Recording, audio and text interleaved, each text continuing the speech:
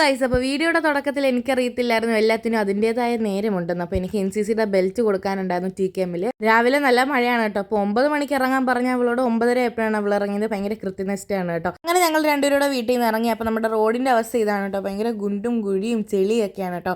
അപ്പോൾ അതേ എത്തിയിരിക്കുന്നത് നമ്മുടെ TKM സെൻറ്റനറി പബ്ലിക് സ്കൂൾ. എൻ്റെ മുഖം കണ്ടാൽ തന്നെ അറിയാം ഒരു കാര്യവും നടന്നിട്ടില്ലെന്ന്.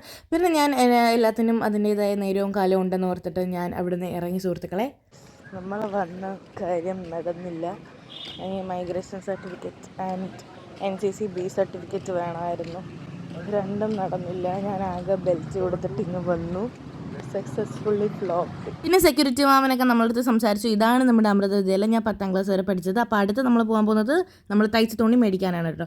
കയറി ചെന്നപ്പോൾ അവിടെ ആരുമില്ല. അപ്പോഴത്തേക്കും ബെറ്റർ ലക്ക് നെക്സ്റ്റ് ടൈം. നമ്മളവിടെ പരിപാടി അവതരിപ്പിച്ചാലും ഇങ്ങനെയാണെന്ന് ഞാൻ മനസ്സിനെ ആശ്വസിപ്പിച്ചുകൊണ്ട് ഞാനും നേരെ വീട്ടിലോട്ട് പോയി.